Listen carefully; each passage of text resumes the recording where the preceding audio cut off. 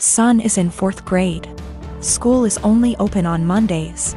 The rest of the week he is home with me. They don't do virtual learning during the rest of the week. No Zoom calls are made. No teacher actually checks in. Homework at home is not to be sent back to the school, and instead they get a participation grade the following week if they tell their teacher they completed it. It's backwards, and your students aren't being graded for the work they actually do. Every Monday we get a new flyer in the mail asking for donations. Last week we got a flyer that said to send out 20 emails to individuals to ask them for donations, with the promise of prizes for participation.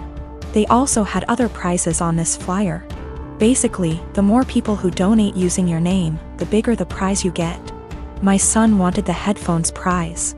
Nowhere on the flyer did it say how many donations was needed. I called the school to ask and they said 12. I sent out the 20 emails. 14 people donated. The donation list was to be emailed to the school with the student ID, and we were to pick up the prizes this past Monday. Son was losing his mind excited because he got the 12 donations needed for the headphones. We walk in and they proceed to tell me and my son that he did not qualify for the prize because in order to be eligible, you needed to get those 20 donations. Apparently the prizes for donations started counting after you received the 20. They turned damn near every student away, not just my kid.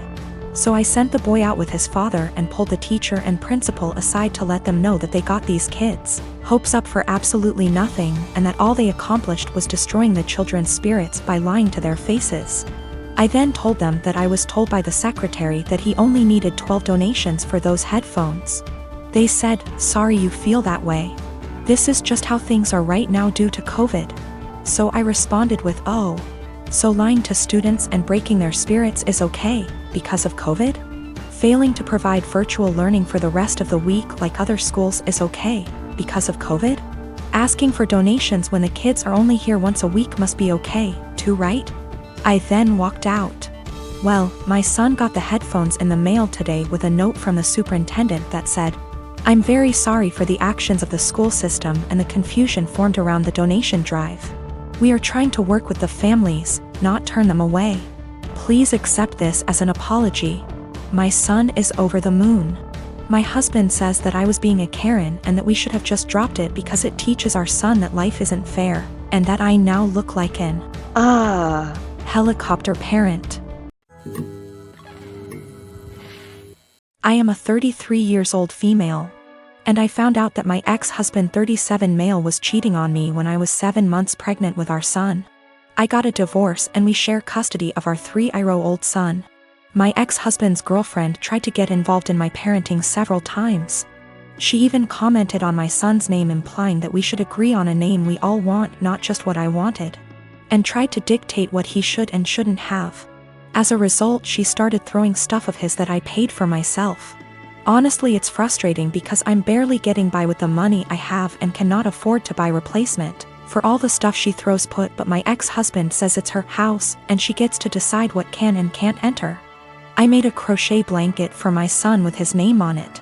This blanket is special to me, and the tools I used to be able to make it cost me money, not to mention the time and effort it took to get it down. I sent my son to stay with his dad days ago, and he wanted to take the blanket with him to sleep with it. I don't know exactly what happened, but when I came to pick him up he told me his dad's girlfriend took it away from him and threw it out, leaving him with no blanket to sleep with at night as punishment for him for not accepting the one she offered. I was furious.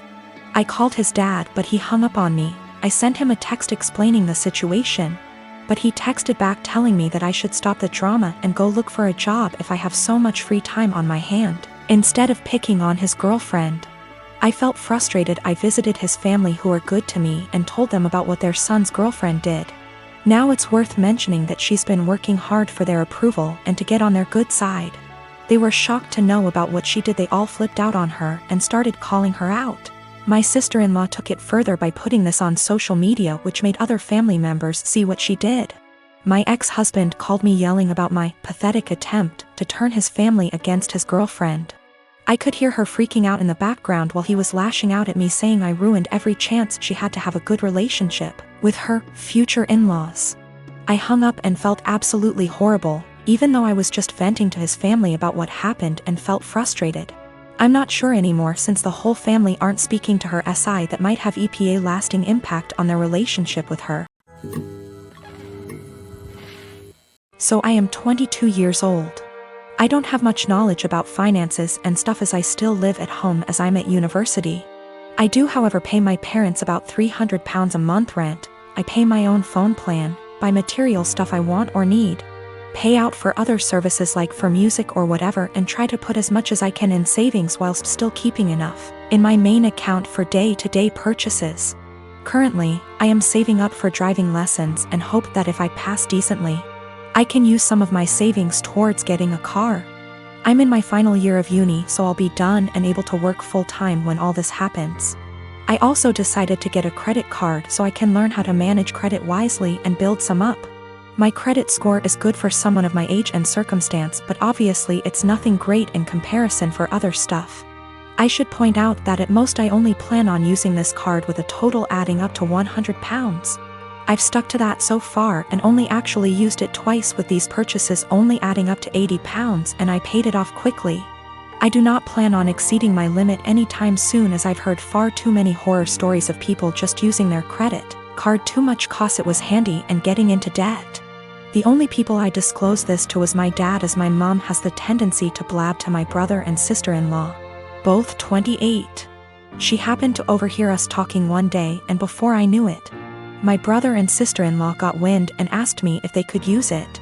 They both admitted they had debt spurred on by excessive credit card use and thought that since I basically had nothing owed on mine, it was free money. I told them quite politely that I was really uncomfortable with that idea and that I would owe the money, and I can't magic up that kind of money. Things went quiet until a few days later they both turned up at the house.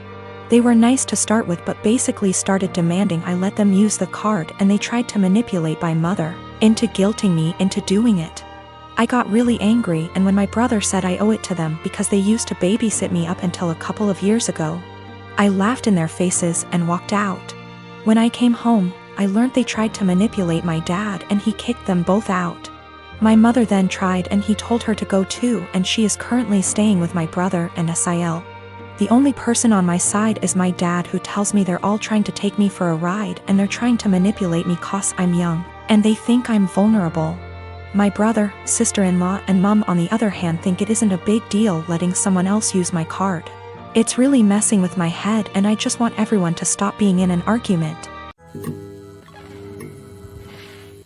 I am a 30 years old male, and I got married 2 weeks ago. I was married before, but it ended after I found out that my older brother Thomas, 34 years old, got involved with my first wife. It was devastating because we were close and had a great relationship. I also helped him so much while he was struggling, and seeing how he repaid me hurts to this very day. I stopped talking to him, and mom and dad forced me to keep it a secret, and because I was too weak to argue with them, I just kept my own distance. Then I met my now wife. My family loved and embraced her as their own. Mom and dad treat her like a queen, which helped repair and solidified my relationship with them. However, as the wedding was approaching, they told me they expected me to invite Thomas. I of course refused, but they kept guilting me about what the relatives and other guests would think and say when they don't see Thomas there.